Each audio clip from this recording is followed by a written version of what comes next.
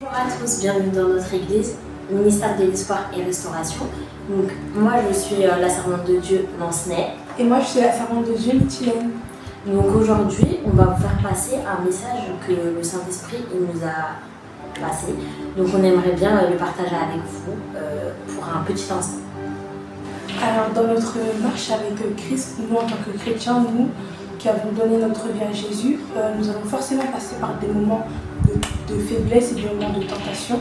La Bible nous met en garde dans Matthieu 26, verset 41. Je vais lire dans le nom du Seigneur Jésus-Christ. Veillez et priez afin que vous ne tombiez pas dans la tentation. L'esprit est bien disposé, mais la chair est faible. Amen.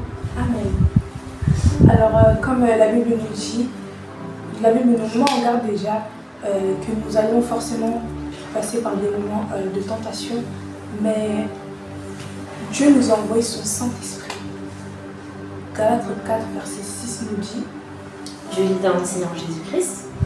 Et parce que vous êtes fils, Dieu a envoyé dans nos cœurs l'esprit de son Fils, lequel crie Abba Père. Voilà, donc comme vous avez vu, Dieu nous a envoyé dans nos cœurs l'esprit.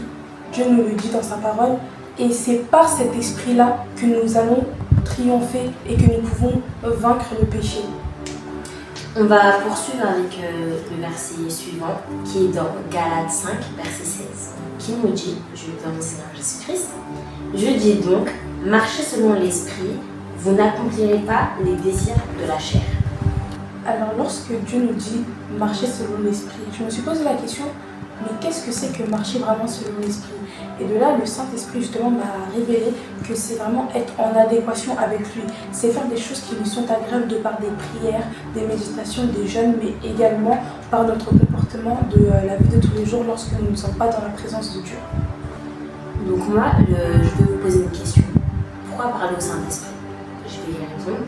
Donc parler au Saint-Esprit, c'est ce qui déclenche le dialogue, il déclenche aussi les révélations et aussi les actions. Donc c'est pour ça qu'il faut parler avec le Saint-Esprit. Mais quand on s'adresse à lui, eh ben, il nous répond et il agit par la suite.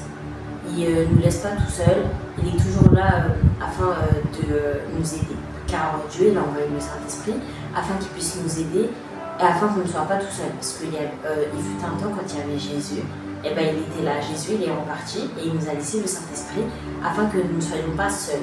Le Saint-Esprit, il a toujours été là, toujours près de nous. Et ça, eh ben, il y en a beaucoup qui ne le reconnaissent pas, qui ne le remarquent pas, mais sachez que vous êtes toujours entourés du Saint-Esprit. On peut le lire dans Jean 14, verset 26. Je vais lire le verset dans le nom du Seigneur. Mais le Consolateur, l'Esprit Saint, que le Père enverra en mon nom, vous enseignera toutes choses et vous rappellera ce que je vous ai dit. Amen. Amen. S'adresser au Saint-Esprit, c'est aussi un acte d'adoration. C'est reconnaître qu'il est Dieu et qu'il est Dieu en être personnel. Donc le Saint-Esprit, il habite en chaque, comme je l'ai pu le dire, en chaque enfant de Dieu, né de nouveau. Qu'il lui adresse la parole ou pas, que tu lui adresses la parole ou pas, le Saint-Esprit, il a ta parole de ça. Le combat contre la chair est un combat qui est inévitable pour la vie d'un chrétien. Nous allons forcément passer par là, mais vu que nous avons le Saint-Esprit, le combat est déjà gagné. Et lorsque le combat vient à toi, ne te dis pas seulement toi et le combat, c'est le Saint-Esprit et toi et le combat. Et le Saint-Esprit te donne la puissance, te donne la capacité de vaincre toute tentation. Et la Bible nous dit, il n'y a aucune tentation qui nous est survenue, qui est été au-dessus de notre chair. Ça veut dire que si Dieu permet que cette tentation te soit, c'est que tu peux la surmonter et c'est que derrière cette tentation, il y a une porte et la porte c'est Jésus. Et le piège que nous avons souvent, c'est que nous pensons que par nos propres moyens, par nos propres chairs, nous pouvons vaincre la tentation, vaincre le péché. Mais on ne peut pas vaincre la chair par la chair, c'est impossible. Il nous faut le Saint-Esprit pour pouvoir vaincre la tentation. Nous avons un verset afin de tous nous encourager. Donc je vais le lire dans le Seigneur Jésus-Christ, dans Jacques chapitre 1, verset 12.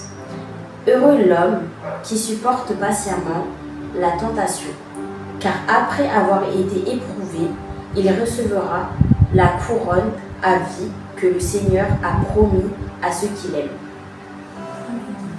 Pour terminer, j'aimerais juste vous dire à vous tous que la grâce du Seigneur Jésus-Christ, l'amour de Dieu et la communication du Saint-Esprit soient avec vous tous.